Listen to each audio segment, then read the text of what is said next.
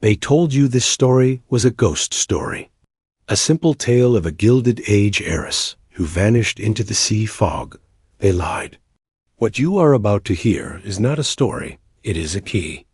A key to a room you were never meant to enter, a room where the real ghosts of this world, the architects of your reality, still meet. Listen closely. Can you hear it? The silence where a scream should be. That is where our story begins. They called Newport a paradise, America's Monte Carlo a string of marble palaces glittering on the edge of the Atlantic. But in the summer of 1893, it was a gilded cage, and its most prized bird was beginning to sing a song they could not allow the world to hear. Her name was Evangeline Cunningham, 23 years old, heiress to a railroad fortune that could bend governments. They describe her with words like ethereal, otherworldly. Look closer. Look past the silk and sapphires. See the mind, sharp as freshly broken glass. See the eyes that had returned from Europe, not with the vacant polish of a finished lady, but with the cold, calculating focus of a master inquisitor. She had studied philosophy, yes, but she had also studied forensic accounting. She had mastered languages, but she had also mastered the language of conspiracy, learning to read its grammar in the lines of a forged contract, to hear its syntax in the whispers between corrupt judges and industrialists. This was her true education, and she was about to hold a final examination for the men who ruled her world, men who had no idea they were about to fail. Evangeline is not just a character in a forgotten history. She is you, in the moment you first suspected the world was not what it seemed. She is the part of your own mind that asks the dangerous questions. Her journey is your own, down a path from which there is no return dot to understand what happened to Evangeline. You must first understand the machine she sought to dismantle. It was called the Newport Compact, a name you will not find in any official history book, a secret alliance of the 7 families who had carved America into a private fiefdom. Railroads, steel, coal, banking, they were the gods of this new industrial Olympus, and they demanded sacrifice. The Panic of 1893, that great economic depression you read about, they engineered it. A controlled demolition of the national economy, designed to crush their competitors, allowing them to sweep up the assets for pennies on the dollar from the ruins of other men's lives. This was their method of social control, a masterpiece of psychological warfare conducted with credit markets and stock tickers instead of cannons. Newport was their war room, disguised as a resort. The glittering balls, the yacht races, the garden parties, they were strategy sessions where they planned their campaigns, arranged the dynastic marriages that merged their corporate empires, and decided who would be promoted, who would be ruined, and who would simply cease to be. Evangeline's father, Heiress Cunningham, was a founding member. His palace, Windward Hall, was not a home.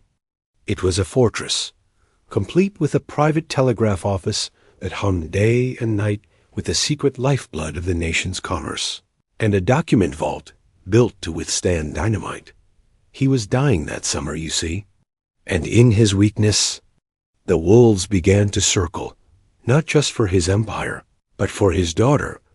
Evangeline's grandfather's will was a weapon pointed at her head. She was to inherit everything, an empire of staggering influence, but only if she married before her 25th birthday. The deadline was a ticking clock, creating a frenzy among Newport's elite. Her marriage was not a matter of romance. It was a corporate merger. They presented her with suitors like offerings to a goddess, a European count whose family laundered the profits from factory fires, the son of a steel magnate whose hands were stained with the blood of 40 miners, buried in a deliberately collapsed shaft. She saw through them all. Her rejections were not coy refusals. They were strategic maneuvers. She had been investigating these men, their families, their crimes. Using her father's own resources, his network of informants and private investigators, she turned his weapons against his allies.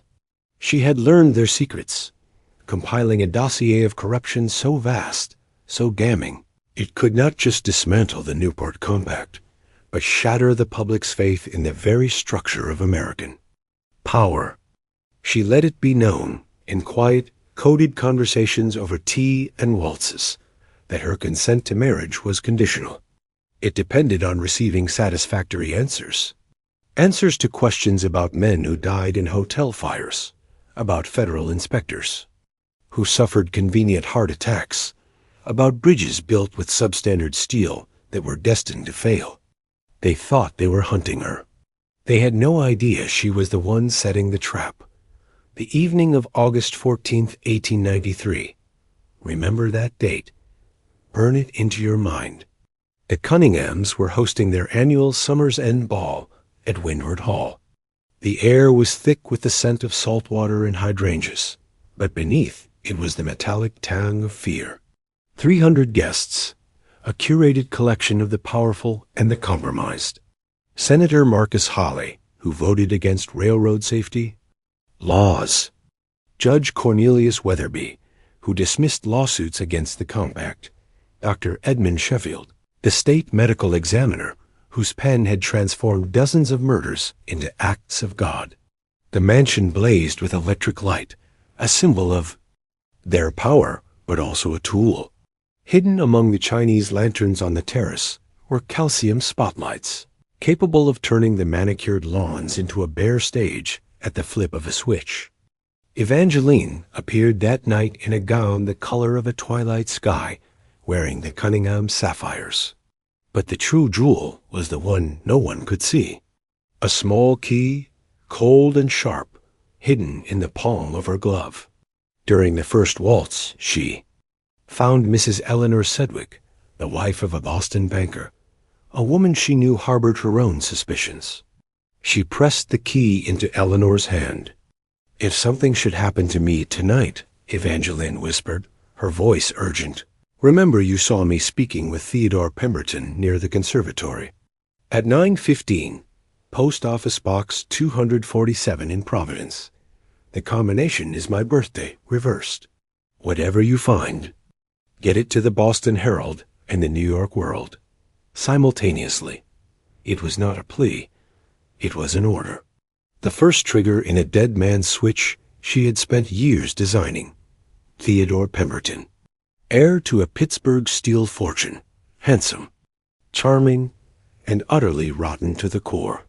He was Evangeline's most persistent suitor, but his pursuit was one of desperation. He was drowning in gambling debts that the Newport Compact had quietly purchased, transforming him from an ally into an indentured servant. He needed Evangeline's fortune to save himself. That night, witnesses saw him in a heated exchange with her father.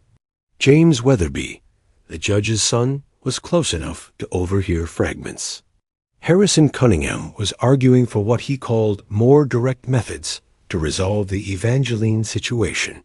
Pemberton was worried about foreign complications. Those complications were Evangeline's network.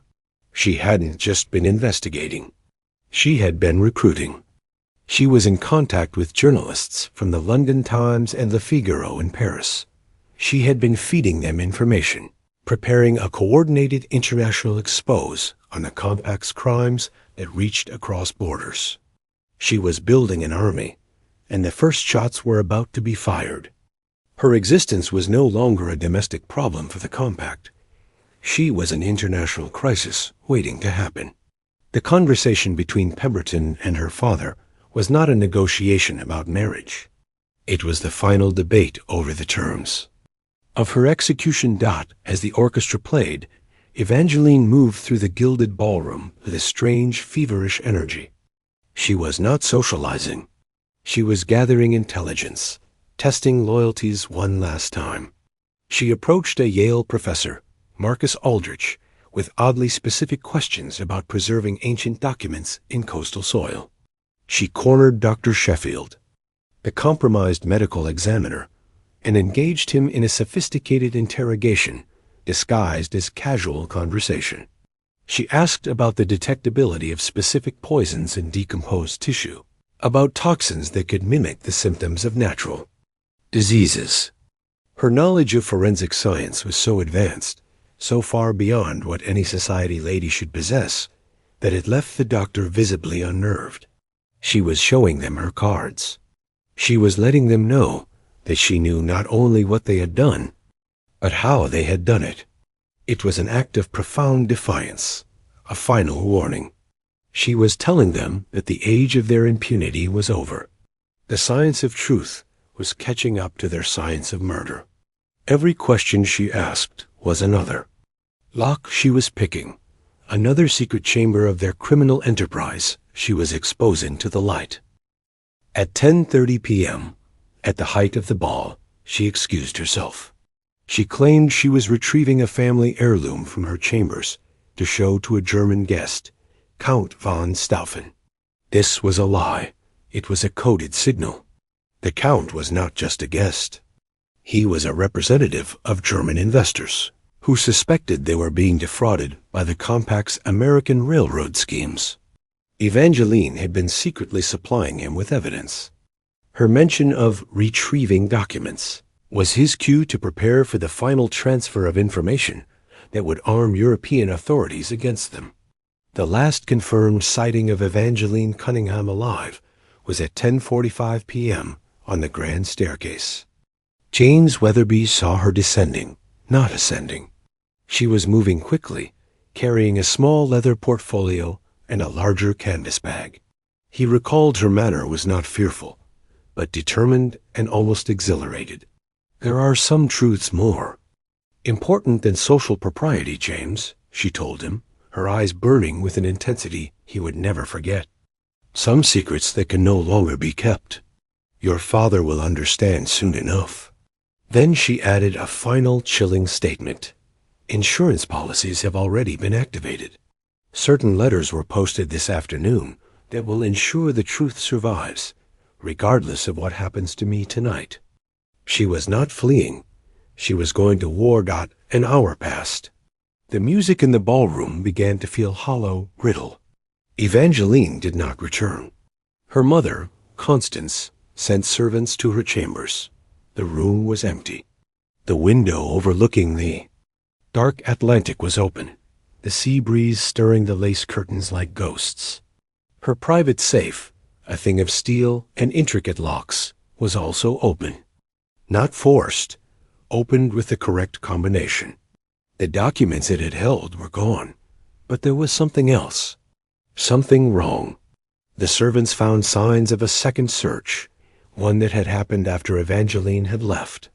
Floorboards had been pried up and carefully replaced. Hidden compartments in her furniture, compartments she had built, had been discovered and opened. They hadn't just been looking for what she took. They had been hunting for what she might have left behind. They were terrified not just of the evidence she carried, but of the copies she had hidden. They knew she was not just a rebellious daughter. She was a master archivist of their crimes.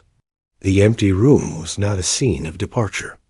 It was a battlefield, and the engagement had already been fought. Harrison Cunningham's response was immediate and chillingly efficient. He did not call the Newport police. He called the Pinkerton Detective Agency. This was not an act of a concerned father seeking his lost child. This was an act of corporate damage control. The Pinkertons, led by a man named Captain William Harrington, were brought in not to find Evangeline, but to control the narrative, to contain the truth before it could escape the confines of Windward Hall. Harrington was a veteran investigator of corporate crime, a man who thought he had seen everything. He was wrong. What he found in Evangeline's rooms painted a portrait of a secret life that defied imagination. Hidden in her writing desk, he found correspondence with lawyers, federal agents, and private detectives from Chicago to London. The letters detailed a systematic conspiracy of bribery, falsified safety inspections, and the coordinated elimination of inconvenient witnesses. Harrington, a man not given to hyperbole, wrote in his private notes that it was the most comprehensive evidence of organized crime he had ever seen.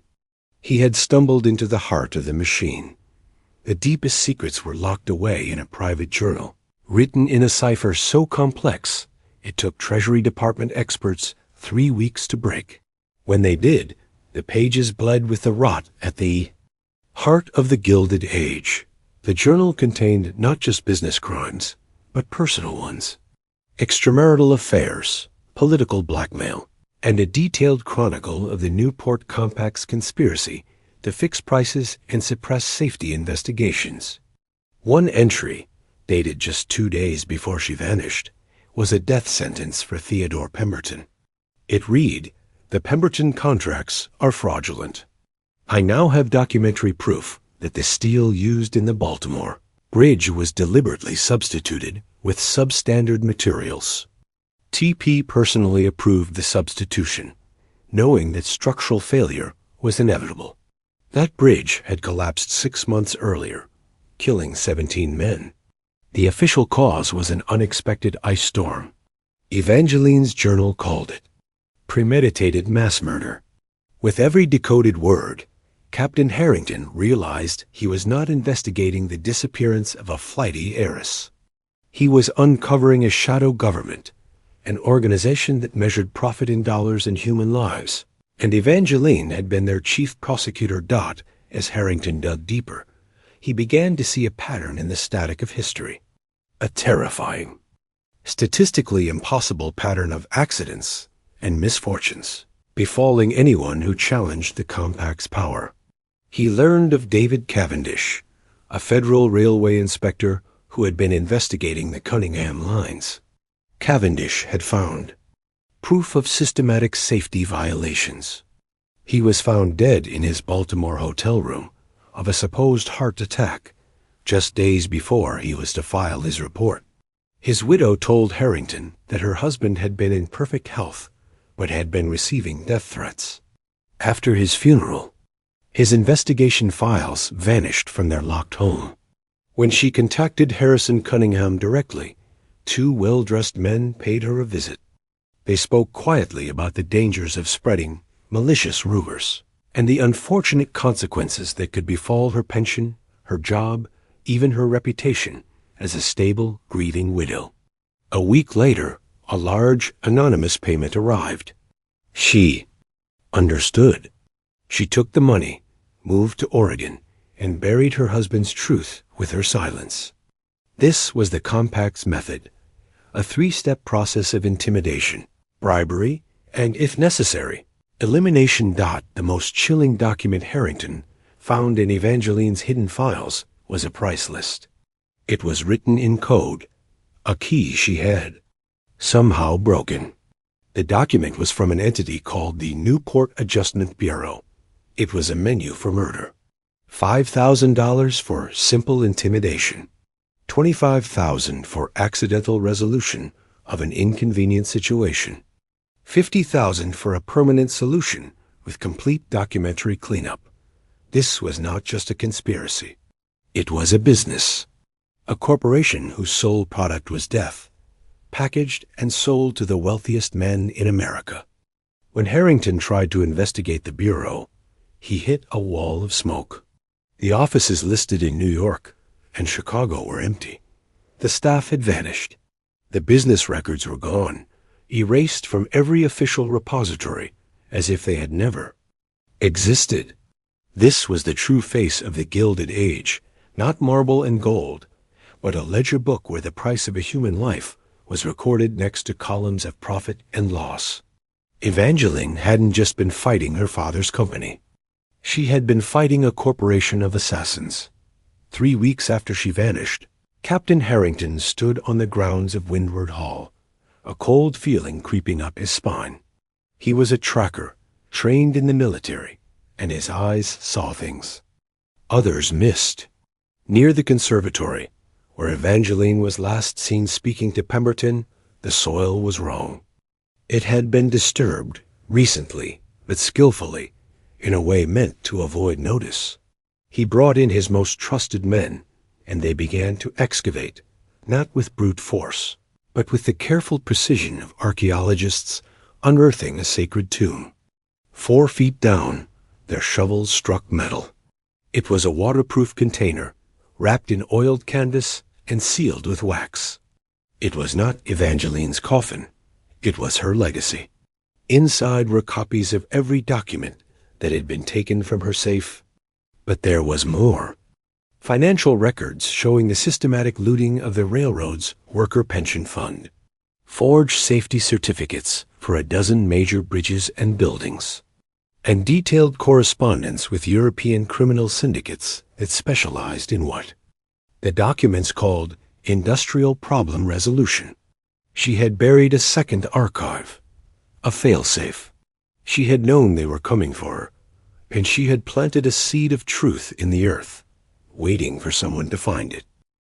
Within that buried archive was a document that made Captain Harrington's blood run cold. Evangeline had labeled it the American Death List. It was a meticulous record, dating back to 1877, of every individual eliminated by the Newport Compact. 43 names, 43 murders.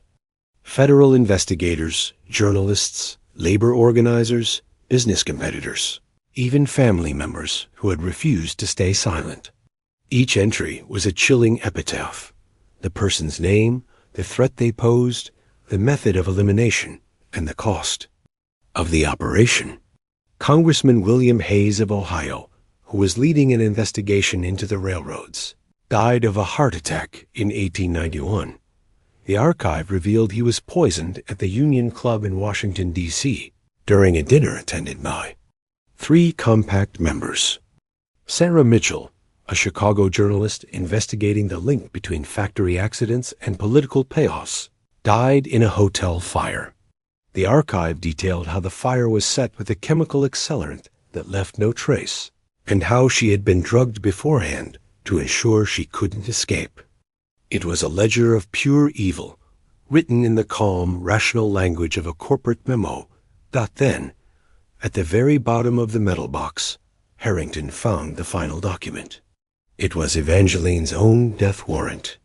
It was handwritten on Judge Cornelius Weatherby's personal stationery. The EC situation has become untenable, the memo began. Foreign complications require immediate resolution. Recommend permanent solution with careful attention to documentary cleanup. Suggest maritime disposal to prevent forensic complications. It authorized an expenditure of $75,000. It was countersigned by Theodore Pemberton and by her own father, Harrison Cunningham. Attached was a detailed plan for her murder, the drug that would induce heart failure, the private yacht waiting in a secluded cove, the weights that would drag her body to the deep ocean canyons off the coast. The cover story: she had eloped to Europe with a lover and died in a tragic accident. The plan even named her personal maid, Margaret Flynn, as a witness who would need to be managed. It was all there. A complete blueprint for the perfect crime, written before it was even committed. You are now at the heart of the labyrinth. The knowledge you hold is dangerous. It separates you from the world you knew. To acknowledge this truth, to lock in this transformation, you must perform a small ritual. In the comments below, I want you to type the phrase, "The truth cannot be drowned." Type it once, pause, then type it again. The truth cannot be drowned. This is not for me. This is for you. It is a declaration that you have chosen to see what lies beneath the surface. You are no longer a spectator. You are a keeper of the secret. The discovery of the buried archive was not a victory for Captain Harrington. It was a death sentence. He now held the evidence to bring down a shadow government, and they knew he had it. The pressure began immediately. His superiors at the Pinkerton Agency, their palms undoubtedly greased by compact money, told him to drop it. They told him the Cunningham family had complained about his harassment. He began receiving anonymous letters. Letters that mentioned his wife and children in Chicago by name, that described the route they took to school. His hotel room was searched, his notes examined. He was being hunted the same way they had hunted Cavendish, the same way they had hunted Evangeline. He realized the system wasn't just corrupt, it was absolute. The law, the press, his own agency, they were all just tools of the compact. He was utterly, completely alone, holding a truth so explosive it could either change the world or get him buried in an unmarked grave. Harrington made a choice. He chose to live, but he did not choose to surrender. He knew he could not win a direct fight. So, like Evangeline, he became a ghost. He secretly made multiple copies of the most damning documents from the archive. He hid them, entrusting them to a network of associates with instructions for their release should anything happen to him. He then filed his official report, a masterpiece of bureaucratic fiction that supported the family's narrative of a runaway heiress. He closed the case. But he never stopped investigating. Working in secret, using his own funds and contacts, he began to piece together the rest of the puzzle. He learned that Evangeline was not working alone. She was the commander of a secret network, a counter-conspiracy dedicated to exposing the compact. Her chief collaborator was a woman named Dr. Helena Ashford, a physician and social reformer who had discovered the compact's most ghoulish secret, that they were not just killing their enemies, they were profiting from the deaths of their own workers. Dr. Ashford had noticed a statistical anomaly. Workers injured in railroad accidents were dying at an unusually high rate, often from secondary infections or complications. When she investigated, she found a network of company doctors who were being paid not to treat injuries, but to ensure they became fatal. These doctors provided false diagnoses and withheld proper care, minimizing the company's legal liability. Even more horrifying, she discovered that certain hospitals, funded by compact philanthropists, were routinely disposing of workers' bodies without proper autopsies, claiming the families had requested immediate burials. In reality, they were destroying the evidence of criminal negligence. Dr. Ashford had documented 37 cases of workers who had been, in essence, medically murdered after surviving their initial injuries. When she brought her evidence to the authorities, she was met with a wall of silence and intimidation. Medical boards dismissed her claims. Rumors were spread that she was mentally unstable. Her home was burglarized. She was being erased, just as Evangeline was. It was Evangeline who had found her, and together they had forged the ultimate weapon. They called it the insurance policy. It was more than just a collection of evidence. It was a living document, a predictive model of the compact's criminal behavior. Using their combined knowledge, they had not only documented past crimes, but had also accurately forecasted the compact's future actions. They detailed how the compact would react to exposure, who they would silence, and what methods they would use. The purpose was genius. If Evangeline and Dr. Ashford were eliminated, the subsequent fulfillment of their predictions would serve as undeniable proof that their entire dossier was true. The insurance policy was a poison pill designed to detonate from beyond the grave. On the night of the ball, Evangeline carried a copy of this policy in the leather portfolio James Weatherby had seen. Her plan was not to flee. Her plan was to walk into the lion's den, confront the leaders of the compact, and present her ultimatum: confess and make restitution, or face total global exposure. She had underestimated their depravity. They had their own intelligence, network, and they knew something was coming. They had no intention of negotiating. The truth of Evangeline's final moments came from her personal maid, Margaret Flynn. After months of terror-induced silence, she finally spoke to Captain Harrington, providing a secret testimony that shattered the official narrative. She had witnessed the confrontation not through a keyhole, but from a hidden servant's passage It gave her a clear view into Evangeline's chambers. It was not an argument. It was a planned, methodical interrogation. Theodore Pemberton, Judge Weatherby, and her father were there. But so was Dr. Sheffield, the medical examiner, holding a medical bag. And with them were two other men with dead eyes and broken knuckles, who were clearly not members of high society. They were the permanent solutions specialists from the Newport Adjustment Bureau. They presented her with a document, a legal form committing her to a psychiatric institution. She refused. She told them she knew their methods, and that she had already set her own plans in motion. She had already activated the insurance policy. According to Margaret Flynn's testimony, this is when the mask of civility dropped completely. Judge Weatherby began describing, in chilling detail, how they would kill her, how they would make her disappear.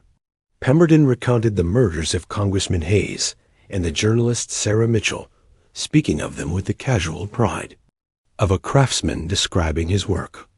They were trying to break her, to terrorize her into revealing the location of her evidence and the names of her collaborators. But she did not break.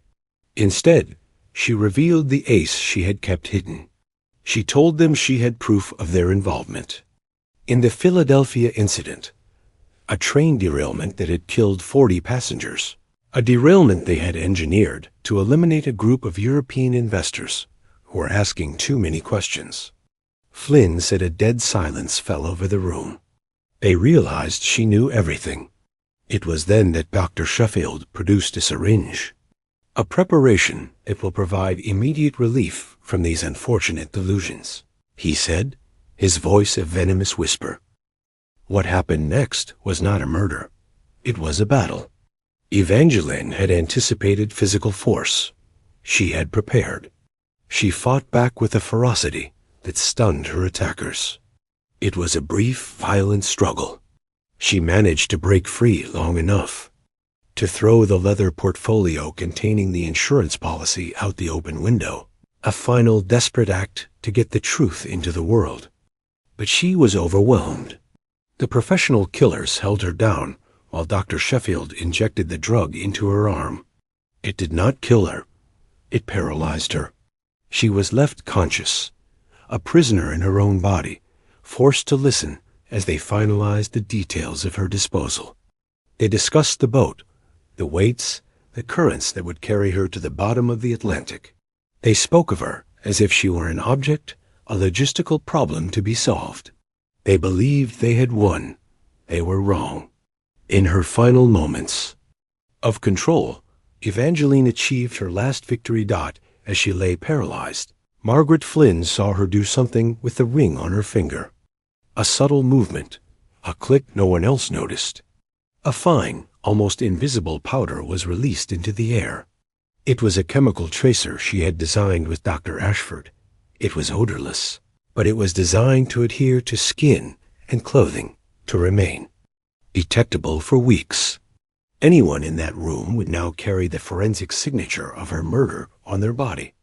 It was a final piece of evidence, a message to the future, a way to identify her killers if anyone ever had the courage to look. And as the drug finally took her consciousness, Flynn heard Judge Weatherby make a phone call on Evangeline's private line. He was reporting his success. The primary asset has been secured, the judge said. The documentation issue is contained.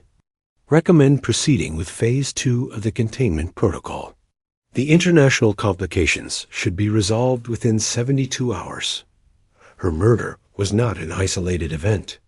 It was the opening move in a coordinated international purge of anyone who threatened the compact. 10 days later, the insurance policy detonated. Packages arrived simultaneously at the offices of the New York World, the Boston Herald, and the Philadelphia Inquirer.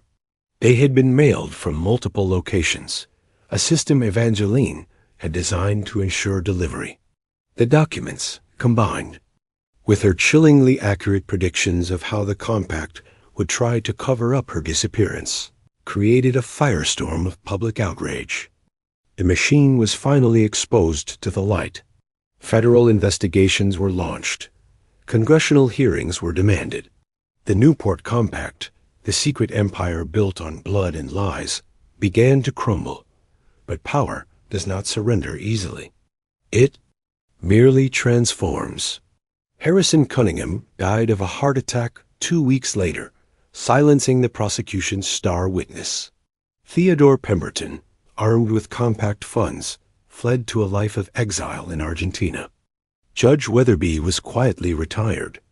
Dr. Sheffield was found in his office with a gunshot wound, a convenient suicide that buried his secrets with him.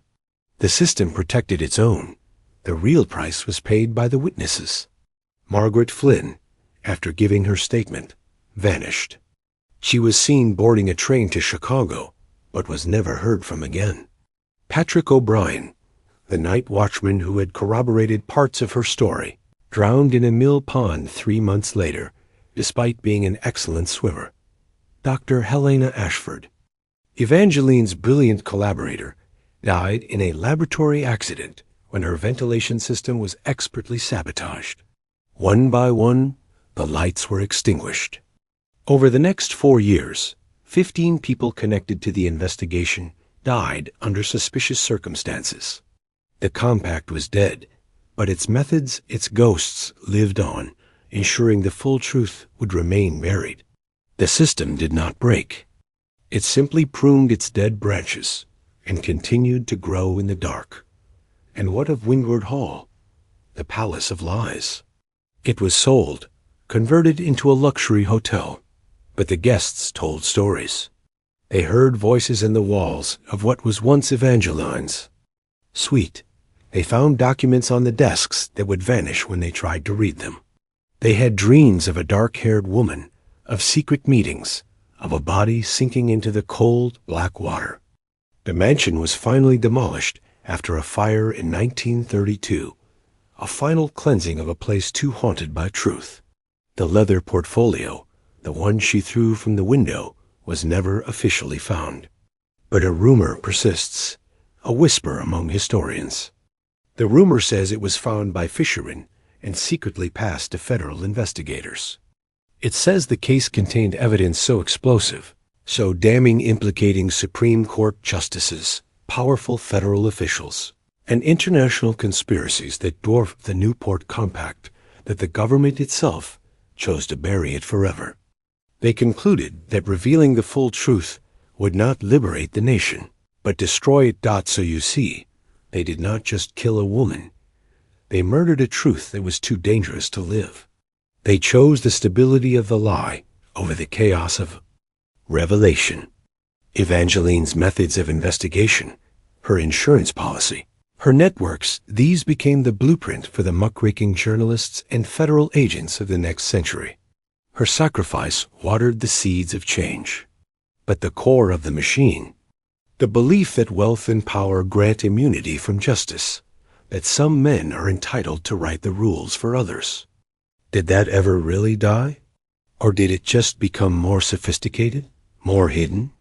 They want you to believe this is a story about the past, a relic of a bygone gilded age. Look around you. Listen to the silences. The secrets did not die with Evangeline. Cunningham. They are all around you, hidden in plain sight. The question is not what happened in 1893. The question is what is happening now. The Newport Compact was not an anomaly. It was a prototype, a system of control refined and perfected over a century. A system that learned from its mistakes, that learned to hide its violence behind layers of corporate bureaucracy, legal loopholes, and media distraction. They no longer need to bury bodies in the ocean. They bury the truth in an avalanche of information. They don't need to silence witnesses with poison. They discredit them. They deplatform them. They drown their voices in a sea of noise. The methods have changed, but the goal remains the same: to protect the interests of a hidden elite who believe they are the rightful owners of the world. Evangeline's story is not a tragedy. It is a field manual. It is a warning. You came here seeking a dark story, a historical mystery to entertain you for an hour. But you have been given something else. You have been given the key that Evangeline passed to her friend in the ballroom. The key to Post Office Box 247 in Providence. Box is the part of your own mind that knows something is profoundly wrong with the world. A combination is your willingness to see. Evangeline's real legacy is not the buried archive or the newspaper exposes. It is the understanding that true power does not reside in wealth or position. It resides in an incorruptible conscience, in the courage to seek the truth, no matter the cost. It is the realization that history is not something that happens to us. It is a story we are told, and we have the power to question that story. This knowledge now lives inside you. It is a splinter of ice in your heart. You can never go back to the comfortable warmth of believing the world is as it seems. You will start to see the patterns Evangeline saw. You will hear the lies in the mouths of powerful men. You will feel the weight of the secrets they keep. This is the burden and the gift she left behind. It is the burden of awareness and the gift of sight. The world tried to forget Evangeline Cunningham. They buried her body, demolished her home, and suppressed her truth, but they failed. Because the truth is not a body. It is not a house. It is an idea. And the truth cannot be drowned.